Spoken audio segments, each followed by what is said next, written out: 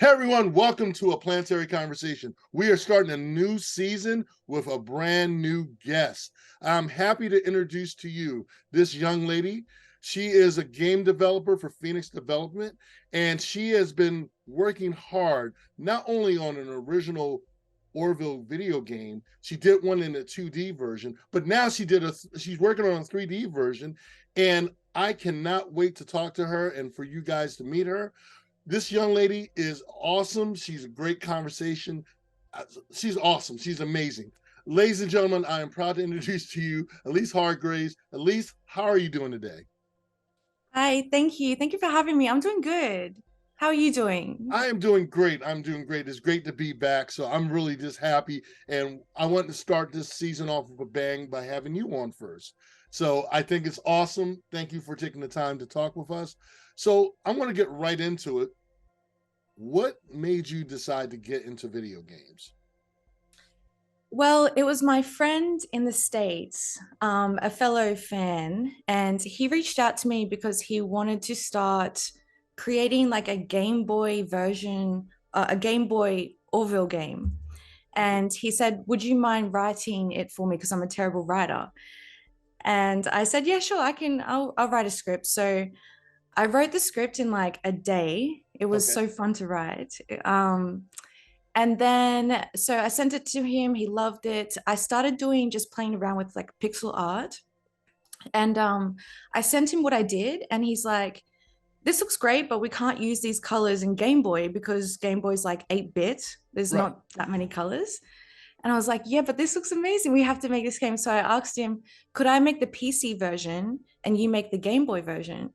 And he said, yeah, sure. So I made the PC version, and the Game Boy version is in the making at the moment and Okay. should be released by the end of the year. So you can buy like an actual cartridge of the game and put it in the Game Boy and play it. What inspired you to become a game developer? I guess it was Kevin's suggestion. And then, like, I'm always really interested in learning new things. I find that really exciting.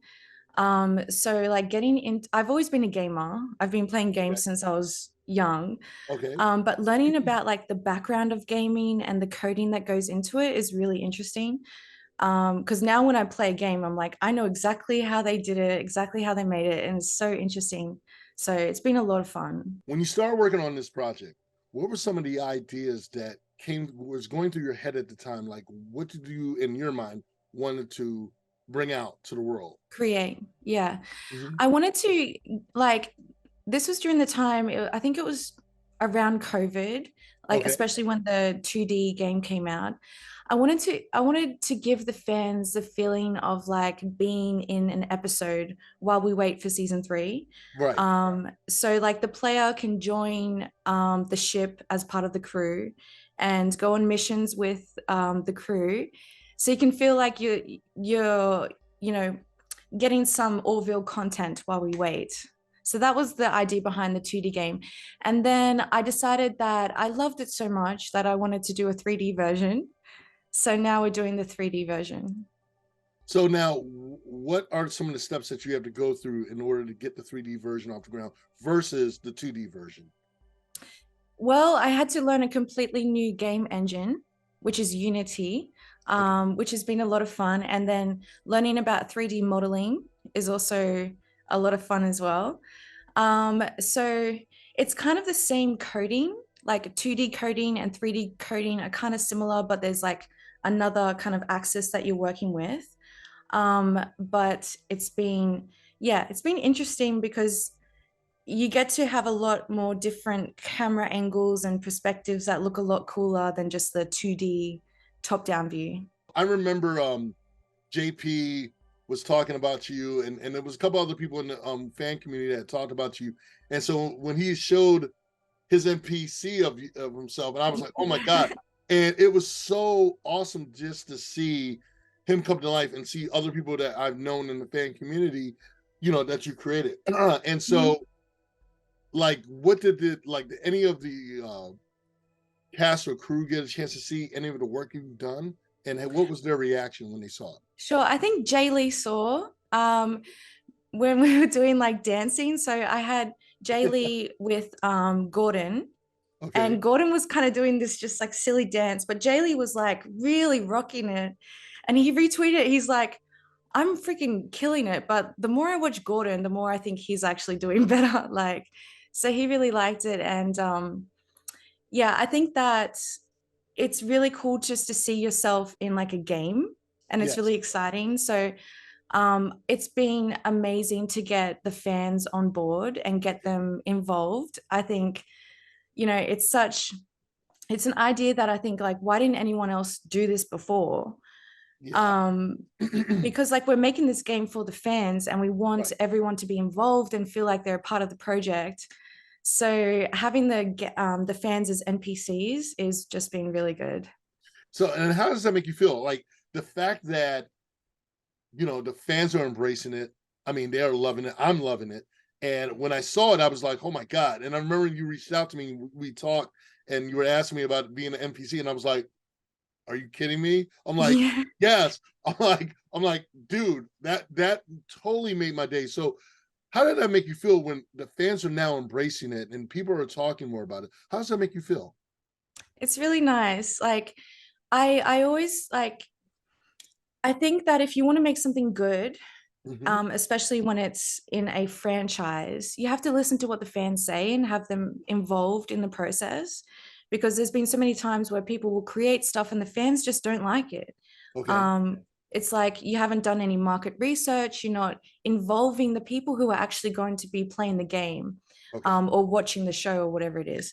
So I think that having them involved is just going to make our game better.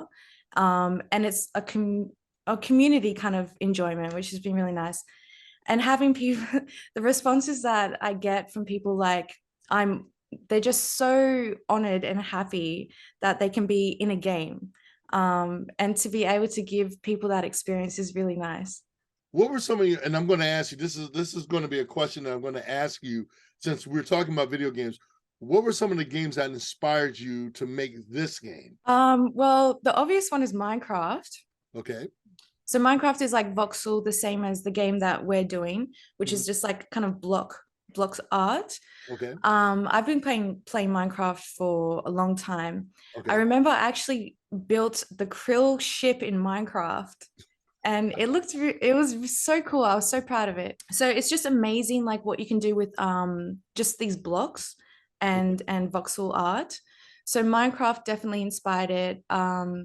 I have to say the Orville fan experience has been a really big help because I was able to model the ship of their game.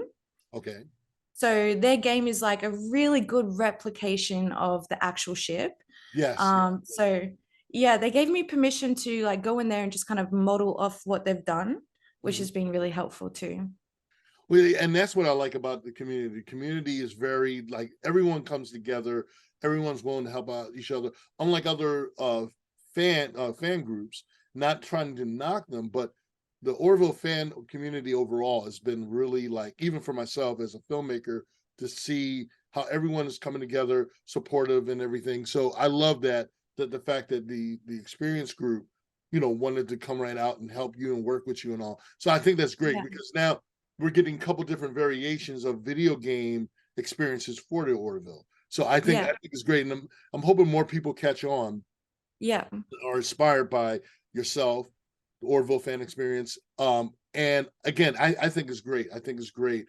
So, what are the upcoming projects that you have coming up, and where can people find you and learn more about everything that you're doing?